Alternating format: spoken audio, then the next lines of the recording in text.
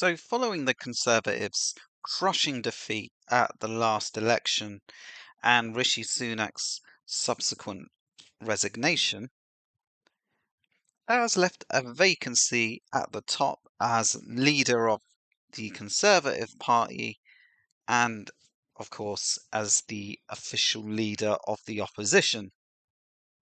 Now, I will be going through all of the candidates to become the next Conservative leader, and I will be ranking them by what I feel is the least likely to win to most likely to win. But as I said, this is in my opinion.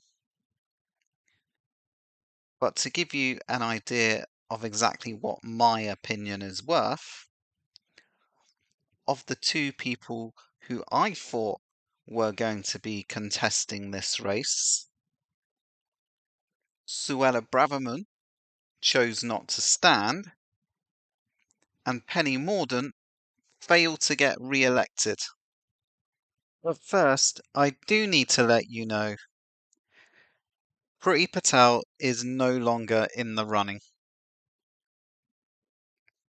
A few years back, she might have been a contender, but her time on the backbenches has greatly reduced her relevancy. But now we go on to the remaining candidates, and we start with the man I feel is least likely to win, Tom Tugendhadt. So Tom is a military veteran who has served in tours of Iraq and Afghanistan, for which he received an MBE, before entering politics in 2015. Now, in his time as an MP, he has always remained critical of China and Russia, and but for a driving ban he received in 2022, he has managed to keep his nose relatively clean by Conservative standards. So, what is the real problem for Tommy Tuggers here?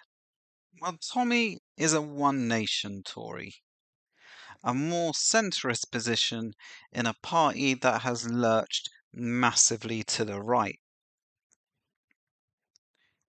Tugendhatt, he is not massively anti-EU. He is not fiercely anti-ECHR.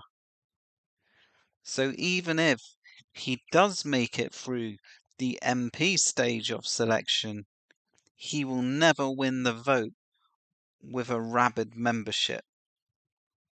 Next up is Mel Stride.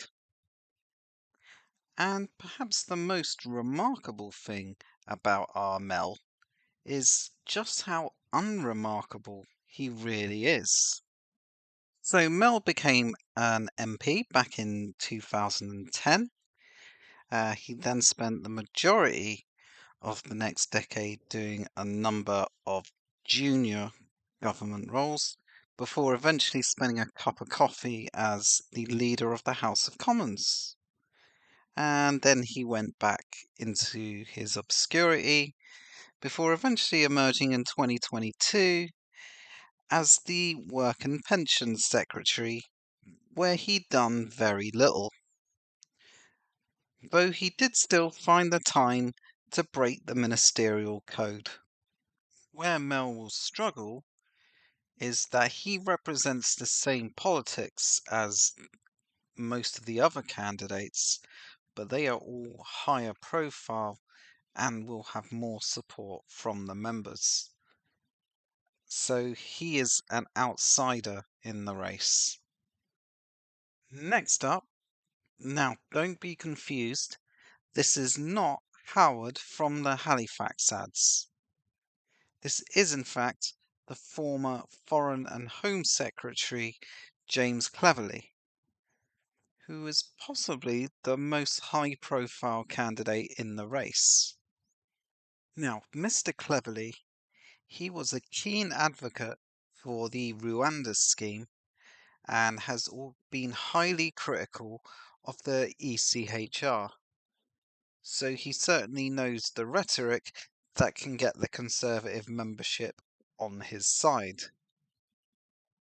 Where he might struggle, however, is that because he has served under a number of different administrations, including the last Conservative administration that just delivered the worst election result in its history, he might be seen as damaged stock.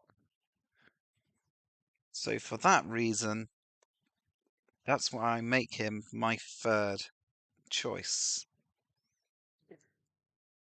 So number 2, and it's honest Bob Jenrick. Now, Mr. Jenrick, he became an MP in 2013 in a by-election the Conservative Party were found to have broken the spending rules on. And that pretty much set the tone for the next decade. Honest Bob, he likes to help out his mates. Such as when he tried to help his pal Richard Desmond avoid having to pay tax on a £1 billion property development. Though perhaps Bob's finest hour came when he painted over a mural in a children's asylum centre. Because, you don't want frightened children feeling comforted in any way. Now, I bring these things up because in any normal party, these would probably disqualify you from being a candidate. But in the Conservative Party, they just boost your profile. So as long as you say the right things on benefits, immigration, the EU, you've got a good chance. But unfortunately for Honest Bob, I think there is one person in the Conservative Party who is better at this than he is.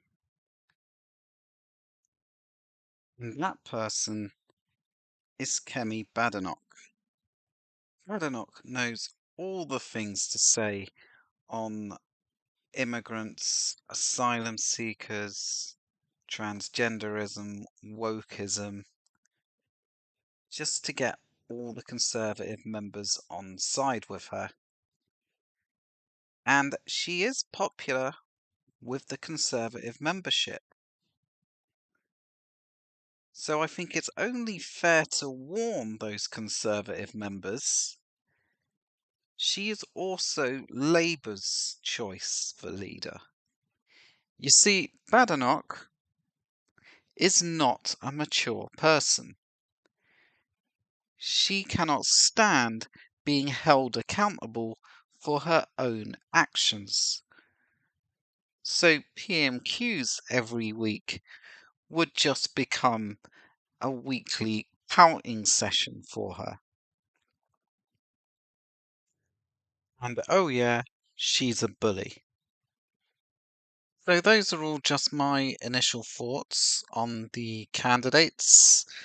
Obviously, there is a lot more that can be said about all of them. But yeah, this was just a very brief overview. If you enjoyed this video, please feel free to like and subscribe. Help an angel get its wings by hitting the notification bell. And if there's someone you don't like, maybe you can share this video with them. Until next time.